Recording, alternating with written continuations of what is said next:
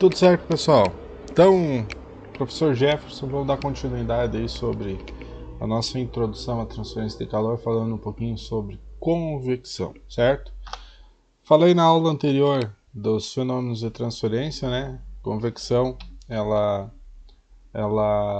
falei na aula sobre convecção sobre condução, que ia falar aqui na convecção um pouquinho da importância da condução dos líquidos também nos processos convectivos, tá? Então, convecção, tá? A convecção, ela é um fenômeno de transferência de calor que ela acontece devido à agitação, ao movimento molecular das substâncias.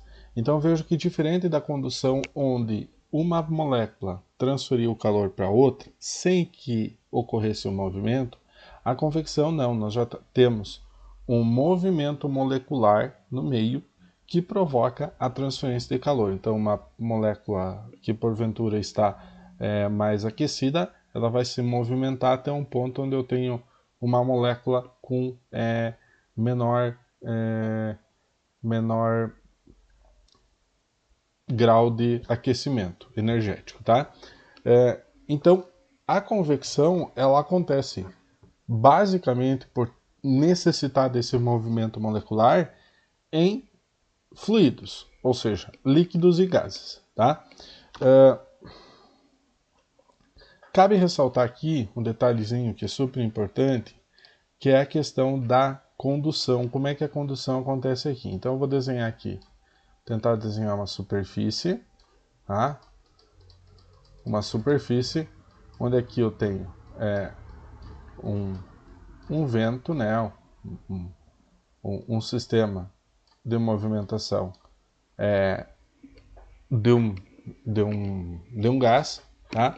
E vamos supor que essa temperatura aqui, ela está maior, a temperatura da superfície está maior do que a temperatura aqui do gás, tá? Então, obviamente, eu vou ter um fluxo energético. Só que como que acontece esse fluxo energético? Nós temos que, eu vou chamar a atenção aqui, depois eu vou elucidando isso ao longo dessa aula, né? Nós temos que lembrar que nesse processo aqui, né, quando a gente movimenta um gás através de uma superfície, nós temos uma camada limite. Ou seja, lá na base da camada limite, a velocidade do fluido, tá? A velocidade do fluido, ela tende a zero, tá? Então vejam que mesmo sendo um fluido, aqui na camada limite, né, esse fluido ele está de certa forma estagnado. E se ele está estagnado, nós temos um processo de condução associado a um processo de convecção.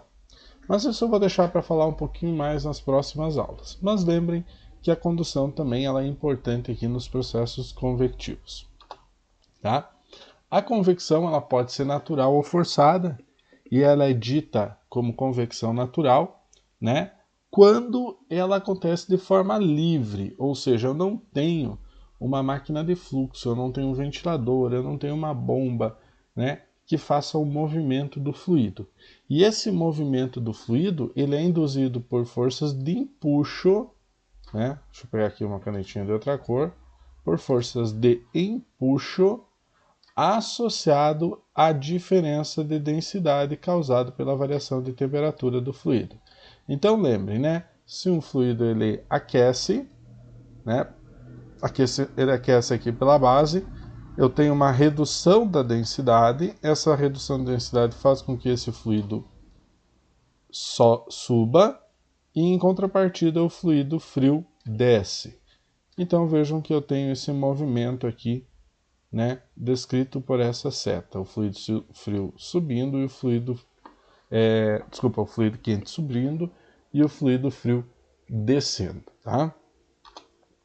Já a convecção forçada, aqui nós temos essa imagem belíssima aqui para descrever, ela é dada, né, sempre que eu tenho um movimento circular forçado por meios externos, como uma bomba, um ventilador, né, ou até mesmo ventos atmosféricos podem causar essa convecção forçada. Então sempre que eu tenho uma máquina aqui, né, gerando a movimentação do fluido, né, nós temos um processo de convecção forçada. Vale ressaltar aqui, né, que nesse caso também tem uma associação muito importante com a questão de camada limite, né? Quando nós temos uma convecção, um movimento forçado do fluido, né? E quanto menor o movimento, menor vai ser essa camada limite do fluido, né? Então, quando, né? Então, quando nós temos aqui sem uma convecção natural, nós temos uma camada limite bem maior do que uma convecção forçada, né? Então, de novo, volto a chamar a atenção para a questão da condução. A convecção ela é descrita pela lei de resfriamento de Newton. Newton ele estudou muito a questão de camada limite, né? Então ele descreveu essas leis que envolvem a camada limite, né? Que ela é dada por o fluxo de calor, sendo um produto de um coeficiente convectivo, coeficiente de película, coeficiente de transferência de calor por convecção, área de troca térmica, temperatura da superfície e temperatura do meio. Tá? Então, Ts seria a temperatura da superfície e T infinito a temperatura do fluido em movimento, do seio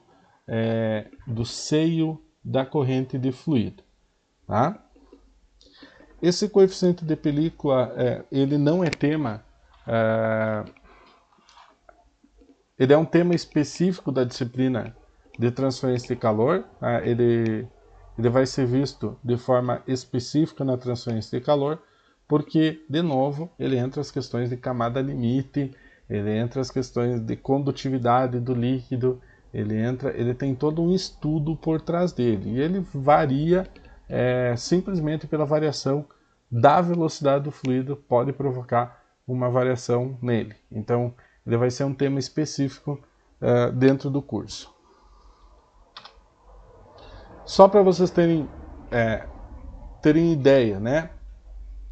Vocês lembram que eu falava que gases conduzem menos energia, quando eu falava lá em condução do que líquidos, né? A condutividade térmica de gases é menor do que a condutividade térmica de líquidos. E olhem só o que acontece aqui, ó, quando a gente analisa os coeficientes convectivos típicos, valores típicos de coeficientes de convecção de gases e de líquidos. Então, olha aqui, ó, convecção natural, de 2 a 25. Tá? Convecção em gases. Convecção em líquido, de 5 a 1000. Para a convecção natural, watts por metro quadrado Kelvin. Então, vejam como aumenta muito a convecção, o coeficiente de convecção, né? Simplesmente pela mudança de estado da matéria. Também vale a comparação, né, quando eu falo, né, em convecção forçada, né? Então, também eu tenho um aumento aqui de líquidos, tá? Os líquidos têm maior coeficientes de convecção do que gases, porém aqui, ó, essa comparação aqui, ó. Então vejam aqui, ó, que quando eu tenho líquidos com convecção natural, eu estou falando de 50, 100 watts por metro quadrado Kelvin. Quando eu falo em convecção forçada, eu já estou falando valores de 1000, 2000, 3000 watts por metro quadrado Kelvin. Então vejam que a convecção forçada ela aumenta em muito o valor do coeficiente de película. E aqui eu vou trazer um exemplo muito específico para vocês fazerem uma pesquisa extra aula. O que significa o termo sensação térmica? Principalmente quando a gente trata assim de dias frios, né? Em Gramado fez 3 graus, mas a sensação térmica era de -8. O que esse termo sensação térmica tem a ver com o coeficiente de película, certo? Vou sortear 2 ou 3 pessoas na próxima aula para falar um pouquinho sobre esse tema, tá? E vai ter uma atividadezinha lá para vocês colocarem a resposta de vocês no ambiente virtual de aprendizado, tá? Mudança de fase, ebulição ou condensação. Por exemplo, quando a água passa do estado líquido para gasoso, ou ao contrário, passa do estado gasoso para o estado líquido, né? Nesse caso, a camada limite praticamente deixa de existir, deixa de ser importante. Então nós temos coeficientes de película muito maiores do que em processos de convecção, seja ele natural ou forçada, sem mudança de fase, tá? Então, por exemplo, quando eu condenso vapor dentro de um trocador de calor, por exemplo, né, eu posso chegar a coeficientes de película na ordem de 100.000 watts por metro quadrado Kelvin.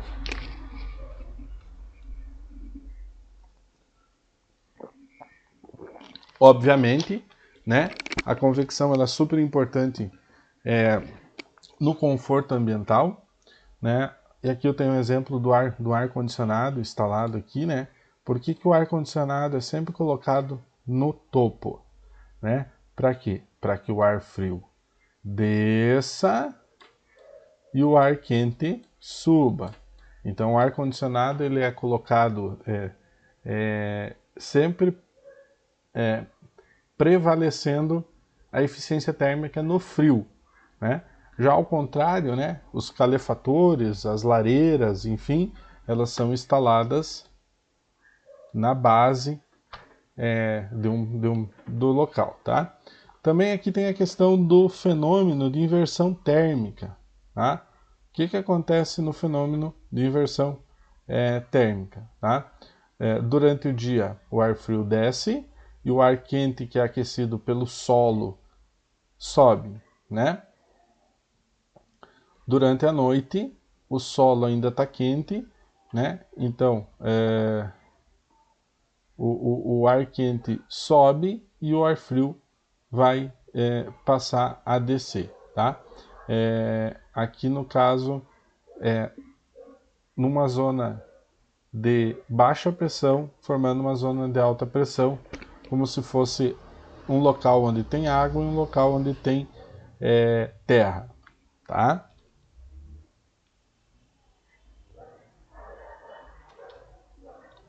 E isso era um pouquinho sobre convecção, uma breve introdução sobre convecção, lembrando que a gente vai aprofundar esses fenômenos no decorrer da disciplina. Certo, pessoal? Obrigado e até a próxima.